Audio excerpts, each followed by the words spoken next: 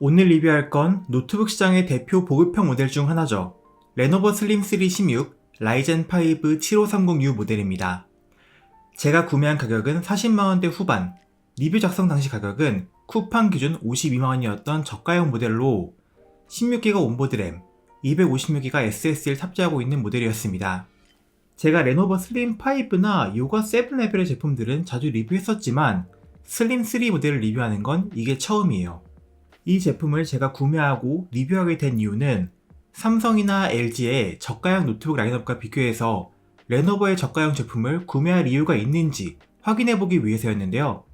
먼저 결론을 내리자면 레노버 슬림 3 16 모델은 디스플레이도, 스피커도, 키보드도, 바이럴 처리 등도 저가형 모델 레벨에서 벗어나지 못했기 때문에 가격이 큰 차이가 안 난다면 이 모델을 굳이 선택할 이유는 없어 보입니다. 우선 스펙 쪽을 잠깐 살펴보죠. 라이젠 5 7530U CPU를 달고 있어서 얼핏 보면 최신 CPU를 탑재한 것으로 보이지만 뒷자리가 3공인 CPU이기 때문에 이건 바르세로 리프레시, 즉 라이젠 5 5625U와 거의 동일한 CPU이며 그 말은 세전 5600U와도 거의 차이가 나지 않는 CPU라는 뜻입니다. 2년 반 전 CPU의 사고를 우려낸 제품이니까 CPU와 내장 GPU 성능 모두 별로 구형 모델과 차이가 나지 않겠죠. 그리고 램은 온보드, SSD 슬롯은 한 개밖에 없어서 확장성이 좋지 않고 리얼텍 RTL8852B 랜 카드는 실제로 대용량 파일을 다운로드 받을 때 다른 노트북들보다 명백히 다운로드 속도가 느린 것이 체감되었습니다. 내부를 확인해봐도 16인치 바디를 제대로 활용하지 못하고 내부가 텅 빈 모습을 하고 있는 걸 알 수 있습니다.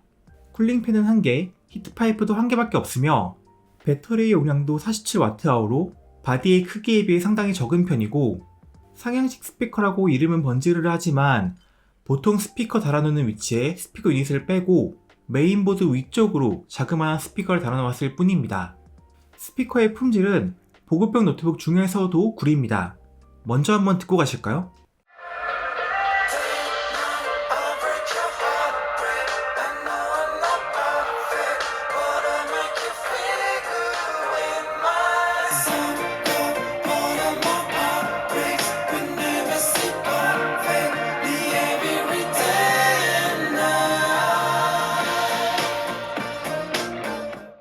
CPU의 성능을 빨리 확인해 보겠습니다. 고성능 모드 기준 시네벤치 R23에서 부하 유지 시 전력은 20W로 높지 않았으며 그때 유지 온도는 약 70도였습니다. 결론적으로 점수는 싱글 1401점, 멀티 7877점으로 5600U를 탑재한 레노버 슬림 7 카본과 거의 다를 바가 없었습니다. 긱벤치 6 점수는 싱글 1961, 멀티 6666점으로 불길한 멀티코어 점수를 보여줬습니다. PC마크 10 점수는 5917점이었습니다. 내장 그래픽 역시 구형 배가 내장 그래픽을 사용하고 있기 때문에 성능도 딱 그 레벨입니다. 3D마크 타임스파이 그래픽 점수는 단 1130점으로 다음 세대의 RDNA2 내장 그래픽과 비교해서 점수가 절반도 나오지 않습니다.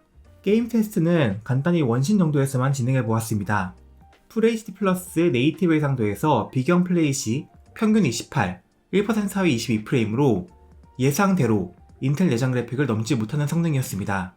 게임 시의 전력은 시네벤치와 마찬가지로 CPU 패키지 전력 20W, 온도는 60도대 후반을 유지하며 키보드 대개 온도는 쿨링팬이 한쪽에 몰려있기 때문에 WASD 키 주변 온도는 40도대 중반까지 올라가서 좋지 못했습니다. 물론 쿨링팬이 돌고 있는 부분의 온도는 낮았지만요. 팬 소음의 경우 소음의 질도 그렇게 나쁘지 않고 최대 데시벨도 40대 중후반 정도로 높지 않습니다. 그리고 지능형 냉각 모드로 사용할 경우 일상적인 사용 시 소음이 별로 거슬릴 일은 없고요. 자, 그럼 다시 돌아와서 노트북의 외관을 보면 일단 디자인은 심플한 레노버 아이디어 패드 디자인 그 자체이며 플라스틱 재질이긴 하지만 이전에 리뷰했던 비보북 고보다는 전반적으로 단단하고 덜 싸구려처럼 보입니다. 상판과 키보드 덱 모두 단단한 편이고요. 화면 상단 웹캠은 물리적으로 차단할 수 있는 셔터가 달려 있습니다. 노트북의 무게는 1.8kg으로 경량화되지 않은 16인치 노트북의 표준 무게 정도입니다. 노트북의 포트 구성은 좌측에 전원 포트, USB-A, HDMI 1.4, PD 충전과 DP 1.2를 지원하는 C타입 포트, 헤드폰 잭, 우측에 USB-A와 SD카드 슬롯이 있습니다. HDMI나 DP 포트에 버전이 낮은 건 아쉽지만 그래도 비보북 고와는 달리 C타입 포트를 통해 충전이 가능하다는 건 장점입니다. 키보드는 사열 숫자 패드를 포함한 풀사이즈 배열이며 백라이트도 들어옵니다. 하지만 슬림 5 시리즈 이상의 레노버 노트북 키보드와 비교해서 키보드에 눌리는 감각은 좀 더 나쁘게 느껴집니다. 키 트래블도 나쁘지 않고 키 간격도 나쁘지 않지만 뭐라 말로는 표현할 수 없는 싸구려 감각이 있습니다.